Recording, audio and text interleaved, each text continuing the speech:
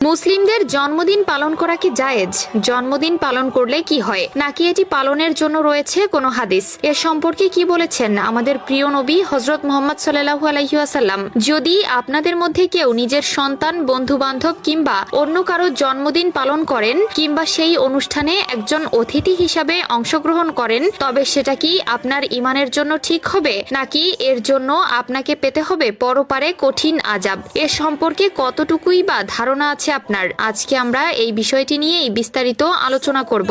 তবে প্রথমেই বলে দেই, এই জন্মদিনের অনুষ্ঠান করা যারা পছন্দ করেন না তারা কমেন্টে একবার আলহামদুলিল্লাহ বলবেন, কারণ ভিডিওর পরবর্তীতে আপনারা যা শুনবেন তা শুনে অনেকে আনন্দিত অনুভব করবেন। বর্তমান সমাজে জন্মদিন পালন করা একটি প্রতিনিয়তের অনুষ্ঠানে পরিণত হয়েছে। প্রতিনিয়ত অনেক মুসলিম পরিবারের সন্তানেরা নিজের জন্মদিন পালন করার নামে বন্ধু বান্ধব কিংবা আত্মীয় স্বজনদের নানাবিধভাবে আপ্যায়ন করে থাকছে, যেখানে তারা স্বল্প থেকে অনেক পরিমাণ অর্থ ব্যয় করে। কিন্তু শরীয়ত অনুযায়ী এগুলো মোটেই সঠিক নয়, কারণ ইসলামী শরীয়তে জন্মদিন পালন করার বিষয়ে সরাসরি কোনো হাদিস নেই। মূলত এই জন্মদিন পালন একটি রীতিনীতি যা মূলত অমুসলিম সংস্কৃতি থেকে এসেছে এবং ইসলামের প্রাথমিক যুগে এ ধরনের কোনো প্রচলন ছিল না। ইসলামের দৃষ্টিতে প্রতিটি কাজকে বিশুদ্ধ উদ্দেশ্য ও শরীয়তের নির্দেশনার আলোকেই বিচার করা হয়। কারণ এই জন্মদিন যদি একটি মুসলিম সমাজের কোনো রীতি থাকতো, তবে পৃথিবী সৃষ্টির পর থেকেই এই পর্যন্ত যত নবী রাসূলগণ কিংবা সাহাবী যেদিন জন্মগ্রহণ করেছেন তাদের প্রত্যেকের জন্মদিন পালন করা আমাদের জন্য আবশ্যক হয়ে উঠত।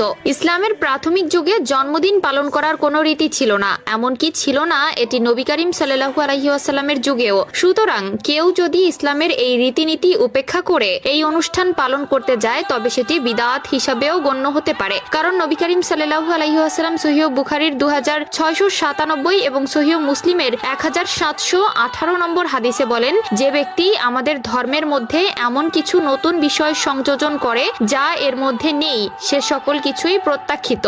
এছাড়াও জন্মদিন পালনের ক্ষেত্রে প্রায়ই অতিরিক্ত অর্থ ব্যয় করা হয়, এমনকি জন্মদিনের খাবার হিসেবে আনা কেক অতিশয় নষ্ট করা হয়। যেখানে আল্লাহ তাআলা আল কোরআনের সূরা ইসরার আয়াত নম্বর 27 বলেন, অপচয়কারীরা শয়তানের ভাই। সেখানে কোনো মুসলিম তো আর শয়তানের ভাই হতে পারে না। এছাড়াও মুসলমানের জন্য অমুসলিমদের বা অন্য ধর্মের অনুশীলন বা রীতিনীতি অন্ধভাবে অনুসরণ করা নিষিদ্ধ। এ সম্পর্কে রাসূলুল্লাহ সাল্লাল্লাহু আলাইহি ওয়াসাল্লাম আবু দাউদের 4031 নম্বর হাদিসে বলেন, যে ব্যক্তি কোনো জাতির অনুকরণ করলো সে তাদের মধ্যেই অন্তর্ভুক্ত হলো। এছাড়া অনেক ক্ষেত্রে জন্মদিন উদযাপন করতে গিয়ে এমন অনেক কার্যক্রম যুক্ত হয় যা শিরক বা গুনাহের দিকে ধাবিত করে, যেমন মোমবাতি জ্বালানো বা কামনা করা ইসলামী আকীদার সাথে সাংঘর্ষিক। তাই আমাদের সকল মুসলিমের উচিত জন্মদিন উপলক্ষে বিশেষ কোনো উদযাপন না করা এবং কৃতজ্ঞতার সাথে আল্লাহর ইবাদত করা। এছাড়াও ভালো কাজের প্রতি মনোযোগ দেওয়া, নফল নামাজ পড়া, দরিদ্রের জন্য সদকা করা এবং আল্লাহর দেওয়া নিয়ামতের জন্য শুকরিয়া আদায় করা।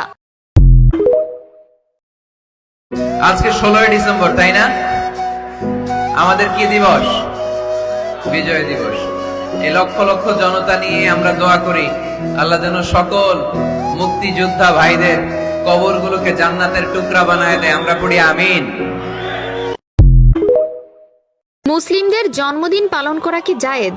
জন্মদিন পালন করলে কি হয়, নাকি এটি পালনের জন্য রয়েছে কোনো হাদিস? এ সম্পর্কে কি বলেছেন আমাদের প্রিয় নবী হযরত মুহাম্মদ সাল্লাল্লাহু আলাইহি ওয়াসাল্লাম? যদি আপনাদের মধ্যে কেউ নিজের সন্তান, বন্ধু বান্ধব কিংবা অন্য কারো জন্মদিন পালন করেন কিংবা সেই অনুষ্ঠানে একজন অতিথি হিসাবে অংশগ্রহণ করেন, তবে সেটা কি আপনার ঈমানের জন্য ঠিক হবে, নাকি এর জন্য আপনাকে